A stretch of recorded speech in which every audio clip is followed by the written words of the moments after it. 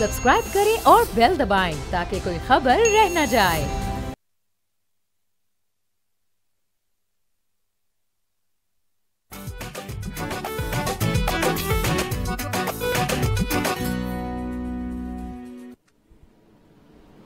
अस्सलाम वालेकुम। बोलो जनाब, मैं बहुत बहुत खुश आमदीद। मैं हूं असद निज़ामी, मेरे साथ हैं अली आफ्ताब। सर क्या हाल है? सर हाल तो क्या ही होगा, बस दुख में बराबर के शरीक हैं अपने बहन भाइयों के केपी में ख़ास तौर पे, और उसके अलावा भी दीगर सूबों में भी जाहिर है ये जब से मानसून का शुरू हुआ है वक्त, तो कोई अच्छी खबरें नहीं आ रही। बिल्कुल अच्छी नहीं आ रही सर। कल भी हमने इसी चीज़ के ऊपर हमने काफ़ी गुफ्तगू की थी, और कल मैंने जो बात की थी कि बेसिकली जो PDM है, प्रोविंशियल डिजास्टर मैनेजमेंट अथॉरिटी जो है, उन्होंने कहा था जब तक पानी सबसाइड नहीं करेगा तब तक आपको एग्जैक्ट जो इसका नुकसान है, जानी भी और माली भी और बाकी चीज़ों का, वो नहीं पता चलेगा। लेकिन इस वक्त जो फिगर्स PDM की तरफ से कोट हो रहे हैं, 340 अमवात जो हैं वो बताई जा रही हैं, और ये अभी एक ऑन गोइंग रेस्क्यू प्रोसेस भी है, और इसके अंदर तमाम तर जो इसकी सूरत हाल है उसके अंदर क्लैरिटी अभी पूरी तरह नहीं है। और कल के रोज़ ही हमने ये बात की थी कि, और हमने काफ़ी टाइम दिया था इस चीज़ को, कि क्लाइमेट चेंज जो है उसके बायस अब जो चीज़ें दुनिया भर में हो रही हैं वो एक रियलिटी है, ना सिर्फ रियलिटी है बल्कि कोई भी शख्स अभी इसके अंदर इस पर फोकस नहीं कर रहा या इसको अपनी डेली इन्फॉर्मेशन की डाइट में नहीं रख रहा, तो वो शख्स जो है वो दुनिया के अंदर पीछे है, उसको समझ ही नहीं है कि दुनिया किस तरफ जा रही है। और आप और मैं तो इसके ऊपर काफ़ी गुफ्तगू करते रहते हैं, हम इसके ऊपर रोशनी डालने की कोशिश करते हैं, लेकिन हमें घड़ी घड़ी इसके अंदर कोई एक्सपर्ट ओपिनियन जो है उसको भी शामिल करना चाहिए। तो आज के शो में हमने शो में बुलाया मरीम शबीर अब्बासी साहिबा को, और उन्होंने, वो एक इन्वायरमेंटलिस्ट हैं और इस मौजू के ऊपर काफ़ी गिरफ्त है उनकी, तो उनको शो में इंक्लूड करते हैं, उनसे ज़रा पूछते हैं कि ये बात सारी किस तरफ जा रही है। मरीम साहब अस्सलाम वालेकुम, आपको मेरी आवाज़ आ रही है? जी वालेकुम सलाम। बहुत शुक्रिया शो पे आने के लिए। शुरू इसी चीज़ से करते हैं, जो KP में मनाज़र नज़र आ रहे हैं हमें, और जो जानी नुकसान है उसकी एक बहुत ज़्यादा कंट्रीब्यूटरी फैक्टर है जो वो है इन्वायरमेंटल चेंज, क्लाइमेट चेंज। क्या अब आने वाले दिनों के अंदर या आने वाले सालों के अंदर हमें इस किस्म की मानसून रेंज और ये जो फ्लैश फ्लडिंग है, क्लाउड बर्स्ट है, ये एक रेगुलर अकरेंस हो जाएगा? और इसके लिए आपके ख्याल में क्या तैयारियाँ हुकूमत कर सकती है, और ख़ास तौर पर अवाम कैसे इस चीज़ के लिए तैयार हो सकती है? जी देखिए, अगर आप बात करें फ्लडिंग की पाकिस्तान में, तो ये कोई नया फिनोमेना नहीं है। आप देखें कि सिर्फ पिछले 25 सालों का आप डेटा उठा के देखें तो मेजर फ्लड्स आपको याद होंगे 2010 में आए, 12 में आए, 15 में आए, 22 में आए, और अब 2025 में, और इसके बीच में भी आप देखें काफ़ी सारे जो है वो फ्लड्स और भी आए थे मुख्तलिफ चंक्स में, मुख्तलिफ इलाकों में। मेगा लेवल पर वो शायद नहीं थे, लेकिन उससे भी इम्पैक्ट आपका काफ़ी ज़्यादा हुआ था। तो फर्स्ट ऑफ ऑल एक तो ये है कि पिछले 25 सालों में मैं बहुत पीछे नहीं जा रही हूँ, सिर्फ 25 सालों की अगर हम बात कर लें तो आप देखें कि बहुत सारी चीज़ें ऐसी हैं जो हमारे इदारों को लर्न करने की ज़रूरत है, जो रेलिवेंट इदारे इससे डील कर रहे होते हैं। और सबसे पहले तो आप ये देखें कि हमें ये सीखना चाहिए कि जो रिएक्टिव मेजर्स हैं, कि एक आफत आ गई और उसके बाद हम हलचल में आ गए हैं, हमारे इदारे और बड़ा शो करते हैं कि हम काम कर रहे हैं, वो थोड़ा सा हमें उसके बजाय हमें प्रोएक्टिव मेजर्स की ज़रूरत है। प्रोएक्टिव मेजर्स में होता ये है कि आप मिटिगेशन के ऊपर काम करते हैं, यानी कि आपको पता होता है, आपका डेटा ट्रेंड्स आपको बता रहे होते हैं कि इतने अरसे बाद जो है वो फोरकास्ट है बारिशों की, आपके इतने लेवल का सैलाब आ सकता है। तो आप जो है वो प्रिपेयर्डनेस किस तरह से आप करते हैं? हमारे इंस्टीट्यूशंस प्रिपेयर्डनेस में सबसे पहले तो अर्ली वार्निंग सिस्टम, टाइमली जो है वो लोगों को कम्युनिकेट करना, और सिर्फ कम्युनिकेट करने का जिम्मेदारी इदारों की नहीं है। आप लोगों को बता रहे हैं कि जी सैलाब आएगा, आप यहाँ से इवैक्यूएट हो जाएं, लेकिन लोग कहाँ जाएं इवैक्यूएट? आके खुले आसमान के नीचे तो नहीं जाएंगे। तो टेम्परेरी शेल्टर्स उनके लिए कायम करना, ऐसे सेफ मकामात पर रखना, फिर ट्रांसपोर्टेशन के लिए उनके लिए बंदोबस्त करना, उनको ये इंस्ट्रक्शंस देना कि सैलाब जो है वो इतने घंटों बाद आ सकता है या अगले चंद हफ्तों में आ सकता है, बारिशों की फोरकास्ट है, तो आप अपने कौन कौन से ज़रूरी डॉक्यूमेंट्स रख लें। लाइफ स्टॉक के ऊपर जो हमारी बहुत सारी कम्युनिटीज़ जो है वो इंडस रिवर के अराउंड जो रहती हैं, वो लाइफ स्टॉक के ऊपर डिपेंडेंट रहती हैं, जानवरों वगैरह के ऊपर, तो उनको जो है वो साथ उनके कुछ बचाने को कोई बंदोबस्त हो सके। क्योंकि आप देखिए कि सैलाब है, अगर फोरकास्ट है जो कि होती है, तो आप वो तो आएगा ही, आपके घरों को तबाह करेगा, वो अनफॉर्चुनेटली हमारे बस में नहीं है। उस पर भी लॉन्ग टर्म प्लानिंग में बिल्कुल काम हो सकता है कि जो आपके हॉट स्पॉट्स हैं, जहाँ पर आपके सैलाब आने का खदशा होता है, उन इलाकों में कंस्ट्रक्शंस होनी नहीं चाहिए। लेकिन मेरा ख्याल है कि ये बहुत लॉन्ग टर्म प्लानिंग में ये चीज़ आती है। शॉर्ट टर्म और नियर टू शॉर्ट टर्म में जो इक़दाम हैं वो यही हो सकते हैं कि लोगों को सेफली एलोकेट करना, क्योंकि प्रायोरिटी हमारी यही होनी चाहिए। इसके अलावा आप ये देखें कि सिर्फ ये केपी का इशू नहीं है, आप देखें कि अब केपी में फ्लड्स आ गए हैं, बहुत ख़राब सूरत हाल है, लेकिन जो आपका दूसरा रीजन है गिलगित बल्तिस्तान, वहाँ पे भी बहुत लैंडस्लाइडिंग, फ्लड और वो सारी ट्रिगर हुई हैं, लेकिन वो बिल्कुल एक बैकग्राउंड में चला गया है। तो बैलेंस रखना कि किस तरह से हम जो है वो दोनों जो है वो पाकिस्तान के जिस इलाके में आया हुआ है फैक्ट्स एंड फिगर के साथ उनको भी शामिल करना, कि ताकि कम्युनिटीज़ आपके पीछे ना रह जाएं, उनमें ग्रीवियंसेस ना हों।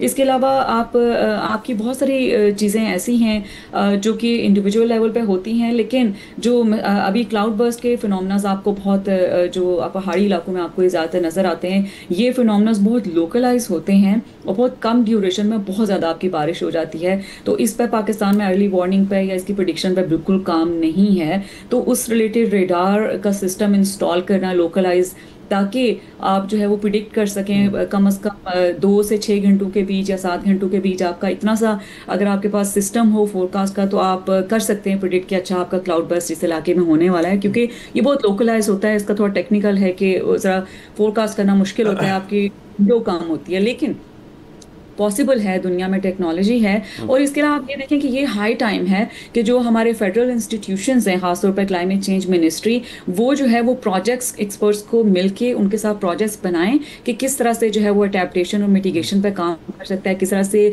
बिल्ड बैक हमने अपनी कम्युनिटीज़ को करना है, इकनॉमिक और नॉन इकनॉमिक लॉसेस को बीच में इंक्लूड करें, मैं माजरत चाहती हूँ, उसमें इंक्लूड करें।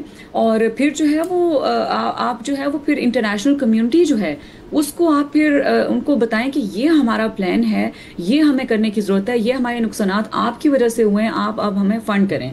होता ये है कि हमारे हुक्मरान चले जाते हैं, फ़ंड्स मांगते हैं और फिर कहते हैं हमें मिलता नहीं है, क्योंकि वो तैयारी के बगैर आ जाते होते हैं। तो मेरा ख्याल है कि थोड़ा सा तैयारी के साथ अगर आप जाएंगे, प्लानिंग के साथ जाएंगे कि यहाँ ये एस्टिमेटेड आपका बजट रिक्वायर्ड है हर एक इलाके में जियोग्राफिकली, तो आप जो है वो इसको मटेरियलाइज कर सकते हैं। इसमें सॉरी कथा कलामी माफ, मुझे एक तो दो चीज़ें जो आपने बातें की उसके अंदर, एक तो ये अर्ली वार्निंग सिस्टम का आपने जिक्र किया। एक तो देखिए हमारी एक मेट डिपार्टमेंट है, अगेन बिल्कुल मैं इसके अंदर अपनी बिल्कुल बुनियादी इल्म के तौर पर आपसे बात करूँ कि मेट डिपार्टमेंट क्या वो भी एक अर्ली वार्निंग सिस्टम के तहत एक ऑपरेट करता है और बताता है कि क्लाउड बर्स्ट फलानी जगह होने लगा है तो आप ये इवैक्यूएट कर लें, कुछ कर लें, नंबर 1। और इसी के साथ साथ क्या हमारे early warning systems up to mark है दुनिया के अंदर, जो इसके अंदर टेक्नोलॉजिकल एडवांसमेंट है, कि हमारे पास वो चीज़ें मौजूद हैं या नहीं है, नंबर 1 सवाल।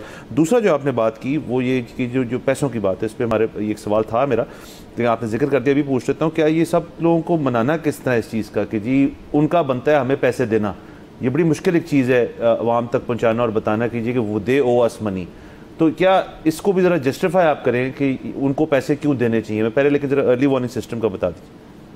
जी बिल्कुल, आप देखें कि अर्ली वार्निंग सिस्टम जो है वो पाकिस्तान में करंटली है, काम कर रहा है। जो आपके एनडीएमएस हैं, जो पीडीएमएस हैं, वो आपको बताती हैं, लेकिन वो आपको रेन फॉल जो होती है उसको आपको बता सकती हैं। जो क्लाउड बर्स्ट का फिनोमेना आजकल जो काफ़ी आपको देखने को मिलता है, या जो यालाबारी का फिनोमेना होता है, ये ऐसे हैं जिसके लिए आपको मजीद स्पेशल किस्म की रेडार सिस्टम और सैटेलाइट सिस्टम की टेक्नोलॉजी आपको चाहिए होती है। वो पाकिस्तान के पास मेरा नहीं ख्याल कि इस वक्त है जो इतना एक्यूरेटली जो है वो आपको बता सकें। तो इस पर डेफिनेटली काम करने की ज़रूरत है। और ये जो बजट की बात मैं कर रही थी, अर्ली वार्निंग सिस्टम की एक और चीज़ अगर मैं साथ साथ मेंशन करती चलूँ जो बहुत ज़रूरी है, आप ये देखें कि अर्ली वार्निंग सिस्टम का जो करंटली जो भी हमारे पास इंफ्रास्ट्रक्चर मौजूद है उसका कम्युनिकेशन का तरीका इफेक्टिव नहीं है। आप देखें कि दुनिया में ये होता है और पाकिस्तान में भी आप देखें कि बच्चे के हाथ में मोबाइल होता है, तो आप टेली कम्युनिकेशन अथॉरिटीज़ को अपने साथ लें और आप अलर्ट सिस्टम टेलीफोन के ज़रिए, SMS के ज़रिए, बीप सिस्टम के ज़रिए आप अलर्ट जो है वो जारी करें। और इससे बहुत सारे लोगों को बर वक्त जो है वो फोरकास्ट चली जाएगी कि सैलाब कुछ इलाकों में आने वाले हैं, तो उनको इवैक्यूएशन का जो है वो अपनी मदद आपके तहत भी फिर निकल सकते हैं, चाहे इदारे कुछ इलाकों में देर से भी पहुँचे। तो एक तो ये फौरी तौर पे इम्प्रूवमेंट करने की ज़रूरत है। जहाँ तक बात है कि जो पैसों की है कि हम जस्टिफाई कैसे करें, देखें हमें जस्टिफाई करने की ज़रूरत नहीं है। बात ये है कि जो पेरिस एग्रीमेंट साइन हुआ था 2015 में और बहुत सारे ममालिक ने साइन किया था, अनफॉर्चुनेटली ट्रम्प एडमिनिस्ट्रेशन वो इससे बाहर निकल गए हैं, जिसका ये मतलब है कि जो मेजर कंट्रीब्यूटर पैसों का इसमें हो सकता था वो ऑलरेडी बाहर है। लेकिन बहुत सारे डेवलप ममालिक जो इसमें एमिट करते हैं वो इसका पार्ट अभी भी हैं, और वो जो है वो उनके उसके under they are suppose to provide it. ये एग्रीमेंट के अंदर है कि एक तो आप जो है वो इकोनॉमिक लॉसेस का जो है वो कंपनसेशन उन्होंने करना है, that's right of the developing countries and least developing countries, जिसमें पाकिस्तान डेवलपिंग कंट्री में शुमार होता है, तो बिल्कुल पाकिस्तान उसमें आता है, पर ये पाकिस्तान का राइट है। इसके अलावा आप देखें कि टेक्नोलॉजी ट्रांसफ़र एक और उसमें जो है वो शर्त थी कि टेक्नोलॉजी ट्रांसफ़र भी जो है वो डेवलप ममालिक करेंगे। और टेक्नोलॉजी ट्रांसफ़र में ये अर्ली वार्निंग की जो मैं बात कर रही हूँ उसमें बिल्कुल टेक्नोलॉजी ट्रांसफ़र का हो सकता है। जो आपकी इंडस्ट्रियल एमिशंस में टेक्नोलॉजी चाहिए, आप रिन्यूएबल की तरफ मूव होते हैं तो उसमें टेक्नोलॉजी चाहिए, वो आप बिल्कुल क्लेम कर सकते हैं। और कैपेसिटी बिल्डिंग इसका तीसरा एंगल था पेरिस एग्रीमेंट के अंदर, कि कैपेसिटी बिल्डिंग के अंडर भी आपको जो है वो मदद की जाएगी, चाहे वो ट्रेनिंग्स की फॉर्म में है, चाहे वो कंपनसेशन की फॉर्म में। अब जहाँ पर लैक आपकी गवर्नमेंट करती है हर साल जब हम निगोशिएट करते हैं, ये कॉन्फ्रेंस ऑफ पार्टीज़ है अभी नवंबर में आपकी जो है वो ब्राज़ील में आ रही है, तो उसमें होता ये है कि हम जाके ये बता देते हैं हमारे हुक्मरान जो निगोशिएट कर रहे होते हैं कि इतने लोग डिस्प्लेस हुए, जैसे 2022 का उन्होंने बताया कि इतने लोग डिस्प्लेस हुए, इतने हमारे इकोनॉमिक लॉसेस हुए। फैक्ट्स एंड फिगर ज़रूर बता देते हैं, लेकिन वो प्लान नहीं बताते कि अच्छा जी ये हो गया है तो अब हम क्या करना चाह रहे हैं। मिसाल के तौर पे पर्टिकुलरली अगर सिर्फ बुनेर की हम एग्जांपल ले लें या गिलगित बल्तिस्तान के इलाकों में जहाँ सैलाब आए हुए हैं, तो हम लोकलाइज एक प्लान तैयार कर सकते हैं लोकल कम्युनिटीज़ को इन्वॉल्व करके, उनको एम्पावर करने के लिए भी कि हम जी लोकल कम्युनिटीज़ को हम इंगेज करेंगे, उनको एम्पावर करेंगे, उनको ट्रेनिंग देंगे कि किस तरह से वो खुद को रेस्क्यू कर सकते हैं इन सिचुएशन में। सिटीजन साइंस में उनको कैसे कॉन्ट्रीब्यूट कर सकते हैं, कम्युनिटीज़ के हाउसेस को रीबिल्ड करने के लिए हमें जी इतना चाहिए, क्लाइमेट रेजिलिएंट इंफ्रास्ट्रक्चर में हमें इस किस्म की मटेरियल्स इस्तेमाल करने हैं, हमें इन एक्सपर्ट्स को ऑन बोर्ड लेना है, उसका बजट मुख्तस करें। इसके अलावा हम डिस्ट्रिक्ट गवर्नमेंट्स को इन्वॉल्व करेंगे तो उनका बजट किस तरह से होगा, पानी को साफ़ करने का, सैलाब अगर आ जाता है तो हमें टेक्नोलॉजी चाहिए सैलाब के पानी को लोगों के घरों से साफ़ करने के लिए, जैसे पम्प्स वगैरह या इस तरह की और भी बहुत सारी टेक्नोलॉजीज दुनिया में होती हैं। मिनी डैम्स के लिए हमें जी पैसा चाहिए, कम्युनिटी लेवल पर जो है वो रेन वाटर हार्वेस्टिंग के लिए हमें रिसोर्सेज चाहिए। तो बहुत सारे एंगल्स ऐसे हैं जो मिटिगेशन को लेके, जो एडेप्टेशन को लेके, कम्युनिटीज़ को रीबिल्ड करने के लिए हम हर इलाके का प्लान बना सकते हैं और उनको बता सकते हैं कि ये हमारा प्लान है और इधर हमें बजट चाहिए। हम एक ओवरऑल फिगर दे देते हैं कि हमें ये वाला चाहिए, लेकिन हम प्लान नहीं बताते हैं, इस वजह से हम सक्सेसफुल होते नहीं हैं। एक पार्ट तो ये है उसका। लेकिन एक प्रॉब्लम इंटरनेशनल लेवल पर यह भी है कि आपको पॉलिटिकल विल बहुत ज़्यादा नज़र भी नहीं आती है डेवलप ममालिक की तरफ से। आपको ये नज़र आता है कि जो तरक्की याफ्ता ममालिक हैं वो आपको जो है वो हम देखते हैं कि दुनिया में जंगों पर तो आपको पैसा लगा रहे हैं, लेकिन वो आपको पैसा नहीं देंगे।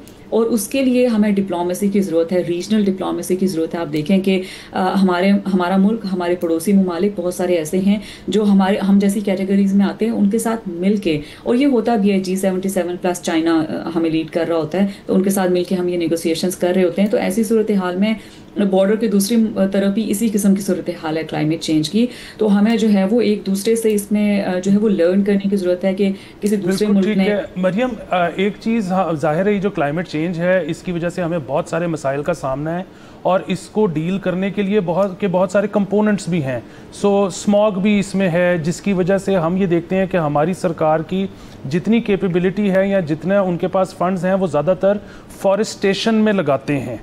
अब मसला ये है कि वो जाहिर है वो भी एक बहुत ख़तरनाक बात है, लेकिन फ्लड्स की वजह से जितनी तेज़ी से लोग अपनी जान खो बैठते हैं, इसको डील करने का तरीका तो फॉरेस्टेशन नहीं है। इसके लिए तो आपको शायद दीवारें खड़ी करनी पड़ेगी, इसके लिए तो आपको बहुत सारे लोगों की नकल मकानी करवानी पड़ेगी। सो अगेन, क्या आपको इन अलहदा चीज़ों को डील करने के लिए सरकार के अंदर अलहदा हिकमत अमली नज़र आ रही है?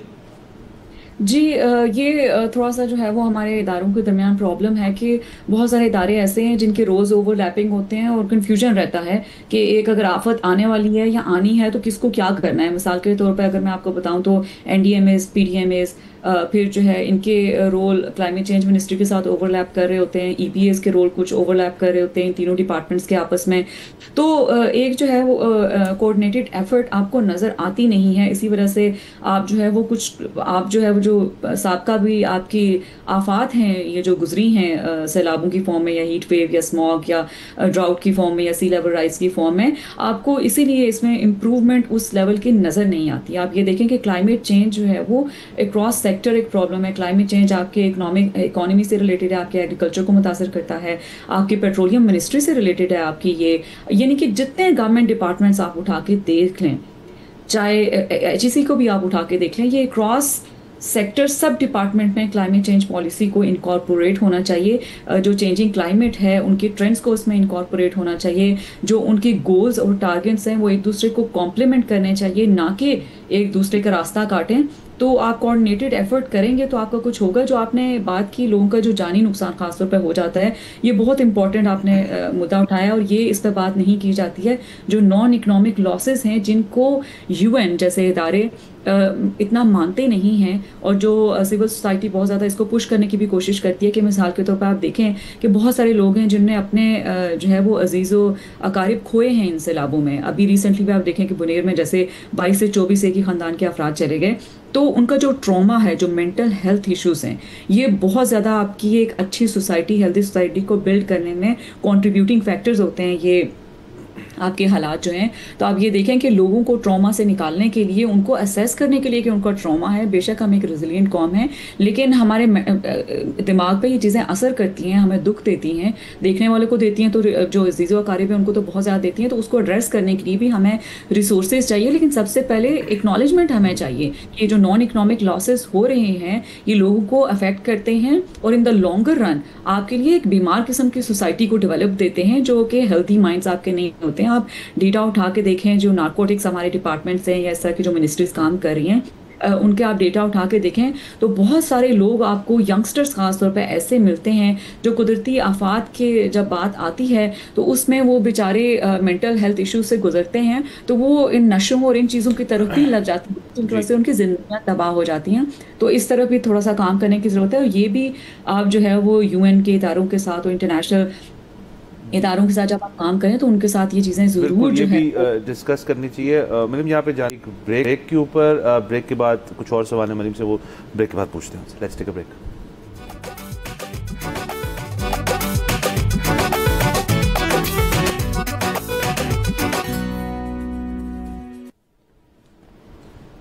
Welcome back from the break. आप देख रहे हैं बोलो जनाब। नाज़रीन हमारे साथ मौजूद है मरीम शबीर, एनवायरमेंटलिस्ट हैं। ब्रेक से पहले जो इसके असरात हैं फ्लडिंग के, उसके जो नफसियाती असरात हो सकते हैं मेंटल हेल्थ के, उस पर बात हो रही थी। बिल्कुल वो भी एक बहुत पर्टिनेंट पॉइंट है। मेरा एक सवाल था कि जो आपने फॉल्ट लाइन्स का भी एक जिक्र किया कि अब फॉल्ट लाइन्स हमें पता है क्या है, बुनेर को देख लें, बाजौर देख लें, दीगर और इलाके जो हैं पंजाब में भी होते हैं, हर सूबे में कहीं ना कहीं फॉल्ट लाइन्स मौजूद हैं।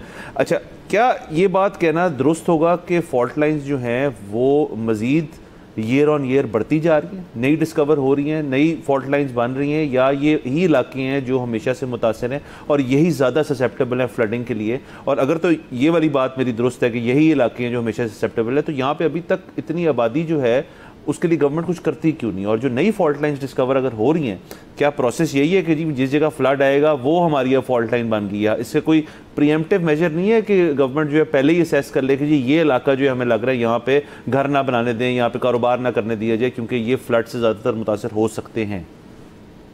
जी बिल्कुल, आप देखिए कि जो बहुत बड़ा इसमें आपका क्लाइमेट चेंज तो कल्प्रिट होता ही है, लेकिन बहुत सारे इश्यूज आपके जो इसको वर्स बनाते हैं वो आपके गवर्नेंस के इश्यूज हैं और प्लानिंग के इश्यूज हैं। मिसाल के तौर पे आप देखें कि अगर अर्बन प्लानर्स, टाउन प्लानर्स और जो एक्सपर्ट हैं गवर्नमेंट ने उनको इनकॉर्पोरेट किया होता है, जो कि मिसाल के तौर पर सिर्फ शहरों की अगर हम बात कर लें तो उसमें अर्बन प्लानिंग हर शहर का ओरिजिनली एक प्लान होता था, और जो कि वक्त के साथ साथ और क्लाइमेट चेंज के जो फिनोमेनस हुए और आबादी बढ़ने के साथ साथ उसको उसको रिवाइज नहीं किया गया। तो उसका रिजल्ट आपने ये देखा कि आबादियाँ जो है वो बेहंगम तरीके से जिधर भी जगह मिली प्लॉटिंग हुई, प्राइवेट हाउसिंग सोसाइटीज़ हैं उन्होंने अपने जो है वो प्लॉट्स बनाए और लोगों को बेच दी, और कोई check and balance government departments की तरफ से नहीं था, बल्कि जो आपके प्रोविंशियल गवर्नमेंट्स हैं, जो फेडरल गवर्नमेंट्स हैं जिन जिन इलाकों में ये आते हैं, वही आपकी अप्रूव करती हैं इन हाउसिंग सोसाइटीज़ को। तो ये प्रॉब्लम आपका थोड़ा सा प्लानिंग का भी है कि किस तरीके से हमारे शहर और टाउन्स और इवन के ये हिली एरियाज़ भी जो है वो आबाद हुए हैं। अब हिली एरियाज़ की सिर्फ हम बात करें पहाड़ी इलाकों की, तो उसमें आपको प्रॉब्लम एक ये भी नज़र आता है कि जो टिम्बर माफिया है वो आपके बहुत ज़्यादा दरख्तों की कटिंग करता है, जो कि बहुत मेजर आपका कंट्रीब्यूटर है। ख़ासतौर पे अगर आप द्यामर और गिलगित बल्तिस्तान के इलाकों की तरफ देखें तो जिस किस्म के आपको सैलाब नज़र आते हैं उसमें आपको रेतली चीज़ें आपको नज़र आती हैं, रेत आपको उसमें नज़र आती है, पानी आपको उसमें कम नज़र आ रहा होता है। और उसकी रीज़न यही है कि आपके जो पहाड़ों के ऊपर दरख्त हैं वो बहुत तेज़ी के साथ काट दिए गए हैं। जो दरख्तों की जड़ें होती हैं वो सॉइल को, जो मट्टी होती है उसको कम्पैक्ट रखती हैं, और जो अगर आपके सैलाब आते भी हैं तो काइंड ऑफ बफर का काम करते हैं। तो वो इसी वजह से आपके ये एक्सेलरेट हो रही है। तो एक टिम्बर माफिया पे काम करने की जरूरत है। इसके अलावा आप ये देखें कि जो आपकी टूरिज्म का सेक्टर है, आपका जो तजावज़ात उन्होंने कायम किए हैं इन सेंसिटिव इलाकों में दरियाओं के ऊपर, इसके भी जो आपकी देती हैं इजाज़त, वो आपकी प्रोविंशियल गवर्नमेंट्स देती हैं। दरियाओं के ऊपर आप देखें कि किस तरह से आपके होटल्स बने हुए हैं। I am so glad to say कि गिलगित बल्तिस्तान के कुछ रेस्टोरेंट्स ऐसे हैं जहाँ पर EPA ने जो है वो इन्वायरमेंटल प्रोटेक्शन एजेंसी ने वहाँ की जो है वो मॉनिटरिंग की, और उन्होंने उनको बंद किया, उनको लेटर्स दे उनको बंद कर दिया, क्योंकि वो पानी को पोल्यूट कर रही थी, उनके पास वेस्ट मैनेजमेंट का कोई सिस्टम नहीं था, वो आपके वाटर रिसोर्सेज को भी पोल्यूट कर रही थी। तो इसी किस्म के अगर एम्पावर्ड इंस्टीट्यूट हमारे शहरों में और टाउन्स में भी हों, जो कि इंस्टीट्यूट्स हैं लेकिन वो एम्पावर्ड नहीं है, वो ताकतवर नहीं है, उनसे बड़ी ताकतें हैं जो कि उनको रोक देती हैं। मिसाल के तौर पे अगर EPA कोई एक्शन लेना चाहे इंडस्ट्री को बंद करने के लिए, कि मिशन कर रही हैं, तो आपके वानों में बैठे लोग जो है वो अगले दिन उसी इंडस्ट्री को खोल देते हैं, वो उन्हीं की होती हैं। तो इदारों को एक तो एम्पावर करें, ह्यूमन रिसोर्सेज को इंक्रीज़ करें, सिक्योरिटी प्रोवाइड करें लोगों को जो इन इदारों में होते हैं, तो वो भी आपके चेंज ला सकते हैं। यानी कि जो आपके लॉज और पॉलिसीज़ हैं उनको अगर हम इम्प्लीमेंट करें और क्लाइमेट चेंज के साथ साथ उनको रिवाइज करें, तो आपकी काफ़ी ज़्यादा जो है वो इम्प्रूवमेंट आपको देखने को मिल सकती है। मरियम, एक और चीज़ आपने जिक्र किया 2022 के फ्लड्स का, जिसमें सबसे ज़्यादा मुतासर जो है सिंध हुआ था। अच्छा, उसके नतीजे में हमने मेरे ख्याल में शायद पार्टीशन के बाद सबसे ज़्यादा बड़ी नकल मकानी भी देखी, जो कुछ अरसे के लिए उनको किसी और जगह पर लोगों को शिफ्ट करना पड़ा। बहुत ज़्यादा प्रेग्नेंट ख़वातीन ने कैंप्स के अंदर बच्चों को जन्म दिया। तो अब हमें क्या पता है कि उसके बाद जब वो ख़त्म हुआ ऑर्डियल, तो क्या अब उन लोगों को कहीं और प्लेस किया गया है या वो वापस उन्हीं फॉल्ट लाइन्स पर जाकर बस गए हैं? जी देखिए कि कुछ जो सैलाब आपके 2010 के भी आए थे, उसके बाद बाकायदा स्टडीज़ कंडक्ट की गई थी, और गवर्नमेंट्स को पता है कि कौन कौन से हॉट स्पॉट्स हैं, और गवर्नमेंट ने बताया भी कि इन इलाकों पे जो है वो आइडेंटिफाई करके बताया कि हॉट स्पॉट्स हैं, यहाँ पर कंस्ट्रक्शन नहीं होनी चाहिए, घर नहीं बनाएं। लेकिन लोगों की वहाँ पर ज़मीनें थी जो ज़ेरे आब आ गई थी। आप लोगों को ये ऑल्टरनेट तो प्रोवाइड करें कि लोग कहाँ जाके अपने घर बनाएं। इस महंगाई में जो ऑलरेडी सैलाब से उनको नुकसानात हो गए हैं, वो कैसे अपने आप को रीबिल्ड करें, वो ज़मीन भी ख़रीदें, घर के बनाने का भी बंदोबस्त करें, अपने जो छोटे बिजनेसेस उनके हैं वो भी इस्टेब्लिश करें। तो मेरा ख्याल है कि कुछ चीज़ों में जो गवर्नमेंट की फंडिंग है और जो गवर्नमेंट के रिसोर्सेज हैं उनको मोबिलाइज करने की ज़रूरत है। और अगेन वो बात आती है कि इंटरनेशनल लेवल पे हम किस तरह से ये चीज़ें नेगोशिएट करते हैं, प्लान बना के वो आपका ये असरअंदाज बिल्कुल कर सकती हैं। डिस्प्लेसमेंट एक बहुत मेजर इशू है जो इन चीज़ों की वजह से होता है। कुछ लोग परमानेंटली माइग्रेट कर जाते हैं शहरों की तरफ, इसी वजह से आपके शहरों में आबादियाँ बहुत ज़्यादा बढ़ गई हैं। इन इलाकों में आपको इतनी ज़्यादा फिर नज़र नहीं आती। पॉपुलेशन इंक्रीज एक और मेजर फैक्टर है आपका, इस पर भी काम करने की आपको ज़रूरत है, जो कि इससे बिल्कुल एसोसिएटेड है। क्योंकि पॉपुलेशन इंक्रीज होगी, आपके रिसोर्सेज कंज्यूम होंगे, और रिसोर्सेज को पूरा करने के लिए आपकी इंडस्ट्री ज़्यादा चलेंगे, तो वो एमिशंस में कंट्रीब्यूट करेंगे। तो ये एक साइकिल है जो आपको चलता रहता है। तो बहुत सारी देखिए चीज़ें ऐसी हैं जो आपको शॉर्ट टर्म प्लानिंग की ज़रूरत है, मीडियम टर्म और लॉन्ग टर्म प्लानिंग की ज़रूरत है। और सारे इंस्टीट्यूट अगर सिंक में काम करेंगे, कोऑर्डिनेटेड एफर्ट के तौर पर काम करेंगे, तो ही आपको इम्प्रूवमेंट नज़र आएगी। क्योंकि ये जो क्लाइमेट चेंज के फिनोमेना हैं, ये वक्त के साथ साथ आपको बढ़ते हुए नजर आएंगे, इनमें कमी नहीं आएगी अनफॉर्चुनेटली, क्योंकि ग्लोबल एमिशंस जो है ममालिक कहीं भी स्टॉप नहीं कर रहे हैं। जी बिल्कुल, बहुत शुक्रिया मरियम, वक्त देने का। आपने बड़ी तफसील से हमें सारा कुछ बताया। एक दफ़ा फिर से शो पे भी दावत देंगे। तो सर, इसके अंदर सारी बातें जो हैं वो कुछ एक ही तरफ पॉइंट कर रही हैं कि इसके अंदर आप जो throw the money at the problem वाली चीज़ है ना, वाहिद वो चीज़ इसका सोल्यूशन नहीं है। वो बिल्कुल उसका एक सोल्यूशन, जैसे मरीम ने भी एक्सप्लेन किया हमें कि ये जो पेरिस एग्रीमेंट है उसके तहत ये आपका हक है ये पैसे वसूल करना। लेकिन आज एक चीज़ का मेरे लिए एटलीस्ट इंकशाफ हुआ है कि अगर तो आप सिर्फ जाके कहेंगे हम इतने पैसे दे दें और साथ आप उस पैसे कैसे लगाएंगे, उसकी लागत क्या होगी, उसका प्लान नहीं देंगे, तो फिर अगला बंदा भी आपको पैसे देने से पहले 10 दफ़ा सोचेगा।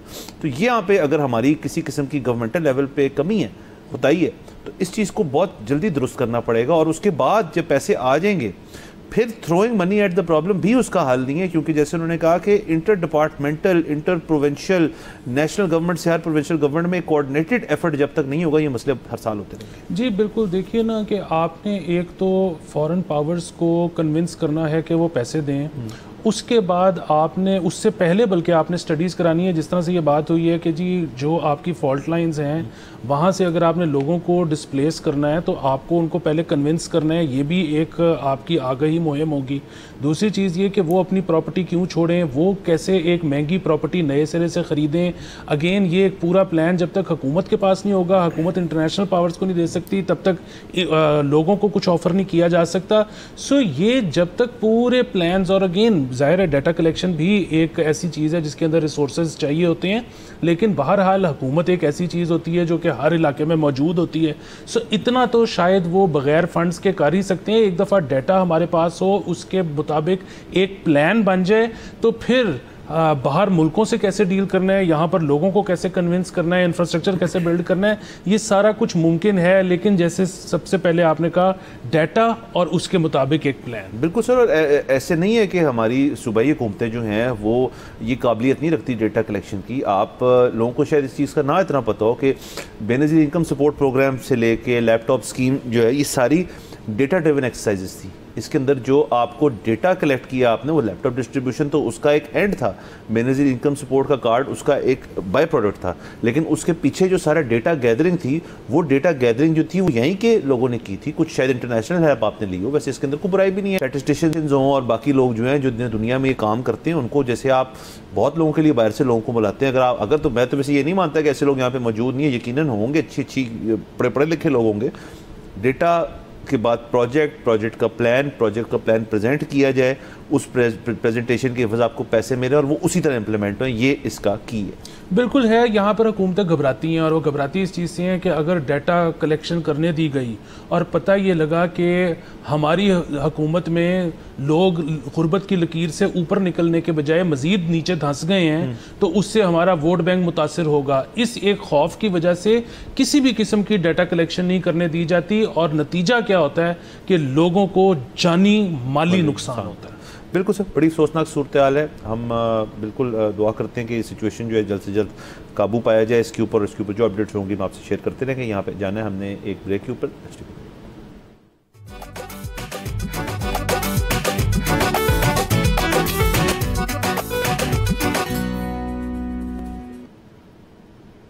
Welcome back from the break. आप देख रहे हैं बोलो जनाब। सर आगे चलते हैं, एक और ख़बर क्या है सर, एक इशू है जो हमने डिस्कस करना बहुत अहम है। वो ये कि आपको पता है जी 14 अगस्त अभी गुजरी, और उसके ऊपर बाकी जो सेलिब्रेशंस वगैरह होती हैं, उसके साथ साथ इश्तिहारात का भी एक सिलसिला चलता है, जो कि ठीक है, मतलब पाकिस्तान के अंदर एक अखबारी इश्तिहार ख़ास तौर पे जो है उसका एक हमेशा से एक इंडस्ट्री भी है, और गवर्नमेंट जो है उसको एक ज़रिया बनाती है लोगों को आगाह करने के लिए कि मुल्क में क्या हो रहा है और हम कौन से प्रोजेक्ट्स कर रहे हैं, और अपने आप को एडवर्टाइज़ करने के लिए। और ये काफ़ी दर्जे कम हो गई थी PTI के दौर में ख़ास तौर पे, लेकिन जब से PDM और अब नून लीग की गवर्नमेंट है तो इसमें बहुत ज़्यादा इजाफा हुआ है। इसी 14 अगस्त को भी हमेशा की तरह इश्तिहारात जो हैं वो मुख्तलिफ इदारों की तरफ से दिए जाते हैं। तो एक ऐसा इश्तिहार जो ग़ालिबन मिनिस्ट्री ऑफ इंफॉर्मेशन की तरफ से है, वो आया, उसके अंदर तस्वीरात थी दीगर लोगों की, शहरियों की, आई थिंक अस्करी क़यादत की भी थी, अस्करी लोग थे, मतलब फ़ौजी और दीगर इस किस्म की चीज़ें थी। तो उसके ऊपर बहुत तनकीद हुई, क्योंकि उसके अंदर जो फाउंडर ऑफ पाकिस्तान कायदे आज़म मोहम्मद अली जिन्ना जो हैं उनकी तस्वीर नहीं थी, और इसके ऊपर काफ़ी ट्विटर पे इशू बना। तारर साहब जो हैं वो भी आगाह हैं इस चीज़ से। बहुत सारे जो यहाँ के सीनियर तरीन लोग हैं, मुशाहिद हुसैन सईद साहब से लेके और दीगर लोगों ने इसके ऊपर ट्वीट की कि ये बड़ी डिस्ग्रेसफुल चीज़ है कि आपने उनकी तस्वीर कैसे ओमिट कर ली, ये तो बड़ी गलत बात है। फिर सेनेट के अंदर जो लॉ मिनिस्टर आज़म नदीर तारर साहब जो हैं उन्होंने कहा कि इसके ऊपर हम अगर तो ये हुआ है तो ये बड़ी अफसोसनाक बात है और इसके ऊपर एक इन्वेस्टिगेशन जो है वो की जाएगी कि किसी शख्स ने अपनी प्राइवेट कंपनी से दे दिया हो तो फिर तो उनकी मर्ज़ी है वो किसकी तस्वीर लगाना चाहते हैं उसके ऊपर। लेकिन अगर इंफॉर्मेशन डिपार्टमेंट की तरफ से एक किस्म का इश्तिहार गया है जिसके अंदर उनकी तस्वीर जो है वो ओमिट कर दी गई है तो ये एक ज़ाहिर सीरियस इशू है। सर देखिए, वैसे तो मेरा ये ख्याल है कि अब ये जिस तरह से आज़म नज़ीर तारर साहब का बयान आ गया है, हुकूमत का बड़ापन है, वो कह रहे हैं कि जी इन्वेस्टिगेट कर लेंगे, माफ़ी मांग लेंगे, इस तरह की बात। बाकी जितना ये ढिंडोरा पीटा गया है इतना कोई मसले वाली बात नहीं है। मतलब देखें, पाकिस्तान का जो सबसे बड़ी चीज़ है मतलब वो पाकिस्तान का करेंसी नोट है, उसके ऊपर जिन्ना साहब की तस्वीर है। तो मतलब इससे बड़ी बात क्या हो सकती है। इश्तिहार ज़ाहिर है ज़्यादातर चीज़ों में इतने ज़्यादा जो लगे हैं बिलबोर्ड्स वगैरह सब पे जिन्ना साहब थे। अगर एक इश्तिहार में मिस हो गया तो कोई ऐसी बात नहीं है, क्योंकि इश्तिहार एक तरफ, दूसरी तरफ देखें ना, यहाँ पे बहुत सारे सवाल हैं जो कि जिनकी कोई सेंस नहीं बनती। मसलन एक यूज़लेस तरीन सवाल मुझे ये लगता है पाकिस्तान में कि जी पाकिस्तान सेकुलर होगा या पाकिस्तान इस्लामिक रिपब्लिक होगा। देखें, ये जो मुल्क है ना, ये पार्लिमानी डेमोक्रेसी है। पार्लिमानी डेमोक्रेसी का मतलब ये है कि अगर यहाँ के लोग सेकुलर होंगे तो ये मुल्क सेकुलर हो जाएगा, अगर यहाँ के लोग इस्लामी निज़ाम चाहेंगे तो ये इस्लामिक रिपब्लिक हो जाएगा। जैसे लोग होंगे वैसा आपका निज़ाम होगा। अच्छा, इसी तरह बात यह है कि जिन्ना साहब एक बहुत अजीम शख्सियत थे और यकीनन वो हमारे पे उनका बहुत बड़ा एहसान है, उन्होंने मुल्क बनाया और वो यकीनन सारी बड़ी अच्छी चीज़ें चाहते होंगे। सो बुनियादी बात यह है कि हुकूमत का ज़ाहिर है बड़ापन होना चाहिए। एक तो ये कि फाउंडर्स को भूलना नहीं चाहिए, दूसरा ये कि अगर इस किस्म का एक इशू बन जाए तो बजाय ये कि आप फ्रंट फुट पे आके खेलने के उसको ज़रा एक कदम पीछे लेके कहा जाए कि जी गलती हो गई, कोई बात नहीं, अगली दफ़ा से ऐसे नहीं होगा। लेकिन बहरहाल जो लोग इसको बहुत बड़ा इशू बना रहे हैं, मेरे ख्याल में ये कोई इशू बनाने वाली चीज़ नहीं है। जी सर, बिल्कुल। देखिए, एक तो इसके अंदर एक आपके पॉइंट को अगर मैं मज़ीद उसके अंदर ऐड करूँ कि 14 अगस्त के दिन ही क्यों कायद-ए-आज़म साहब को याद करना है। कायद-ए-आज़म साहब जो, अगर तो आप उनसे कोई रहनुमाई लेना चाहते हैं कि जी उनका ये था जी, तो इसकी बड़ी अच्छी आसान चीज़ है कि ढेर सारी किताबें उनके बारे में लिखी गई हैं। और जो ये नहीं कि कोई आपके डोमेस्टिक होम ग्रोन ऑथर्स ने, इंटरनेशनल बहुत नामवर ऑथर्स हैं जिन्होंने उनके ऊपर किताबें लिखी हैं और वो किताबें जो हैं उनके अंदर उनकी पर्सनल लाइफ भी डिस्कस की गई है। उसके अंदर उनकी जो उनका एक तरीक़ेकार था ज़िंदगी अपना काटने का तरीका क्या था, उनकी कैसे वो थे इस अपनी सियासी जद्दोजहद से पहले, वो भी एक चीज़ है जिसके ऊपर आप फोकस कर सकते हैं। तो बहुत सारे लोग तो मेरे ख्याल में उनको यही पता है कि जी वो फाउंडर ऑफ पाकिस्तान थे, हालांकि बाय प्रोफेशन वो एक वकील थे। अब उस ज़िंदगी को भी आप देख सकते हैं जाके। अगर देखें ना, आउटरेज इस चीज़ के ऊपर है कि जी उनकी तस्वीर नहीं ली। चलिए मैं मानता हूँ ऑप्टिक्स वाइज बड़ी बुरी चीज़ थी, होगी, बट अगर 14 की 14 अगस्त अगर उनकी याद दहानी होनी है आपकी कि जी ये भी थे, तो उससे बेहतर नहीं है मेरे ख्याल में कि आप अगर बहुत कीन है तो आप पढ़ें उनके बारे में और आप फिर अपने आप को आगाह करें उनकी चीज़ें, उनकी जो और सर्विसेज हैं। बिल्कुल। और आपने जो जिक्र किया ना कि पाकिस्तानी ऑथर्स ने तो उनके बारे में लिखा ही है, लेकिन इंटरनेशनल ने भी लिखा है।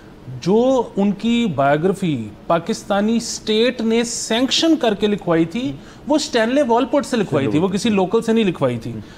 फिर खैर वो ही किताब कुछ अरसे के लिए पाकिस्तान में बैंड भी रही। वो और बात है कि अब वो फिर से मिल जाती है। सो अगेन उसको पढ़ें, उनके बारे में जानें और जिस तरह की ज़िंदगी वो लीड करते थे वो उसके बारे में जानें। और फिर वही बात, पाकिस्तान क्यों बना ये जानना बड़ा ज़रूरी है कि मतलब नेहरू साहब किन चीज़ों पर नहीं मान रहे थे। जो आपके वल्लभ भाई पटेल हैं उन्होंने कहाँ पे टांग अड़ा दी थी। क्यों कायद-ए-आज़म को, जिन्ना साहब को मजबूरन ये कहना पड़ा कि अब हम अलहदा रियासत बनाएंगे। शुरू में जिन्ना साहब क्या चाहते थे, बाद में जिन्ना साहब ने अपनी राय क्यों तब्दील की, पाकिस्तान क्यों बनना नागुज़ीर था, ये सब कुछ जानिए।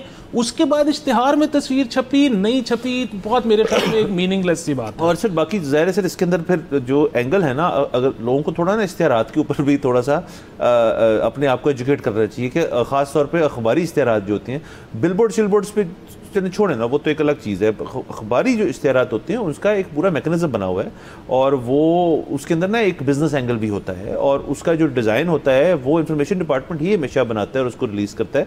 तो ये भी ज़हन मान सकता है कि जी एक साल ऐसा था जिसके अंदर आपने सोचा कि जी यहाँ पे हम और लोग हैं जो इस वक्त रेलिवेंट हैं, जो ज़्यादा अभी देखें ना, हम एक वॉर पोस्ट वॉर एरा में हैं, मतलब एक बड़ा कॉन्फ्लिक्ट नहीं था बट बड़ा इंपॉर्टेंट कॉन्फ्लिक्ट था जिसके अंदर हमने अपना आपको मनवाया एज ए मिलिट्री फोर्स, हमने शिकस्त दी हिंदुस्तान को।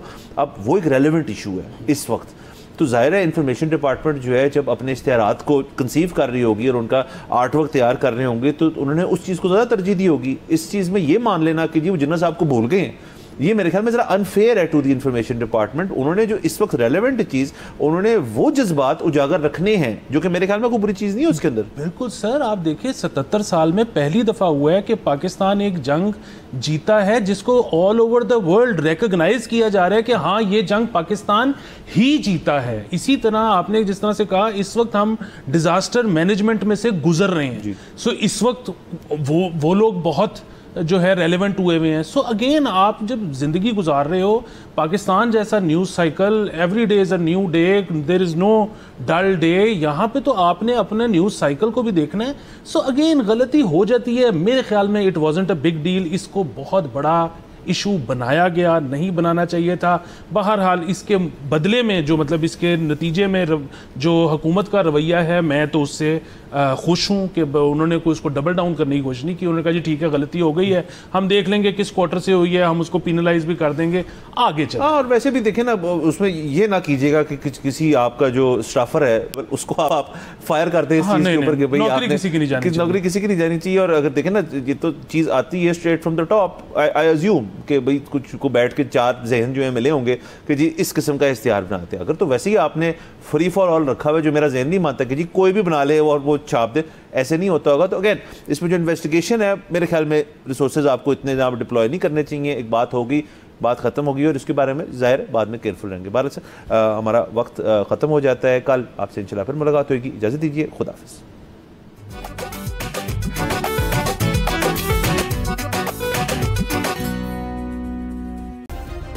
सब्सक्राइब करें और बेल दबाएं ताकि कोई खबर रह न जाए।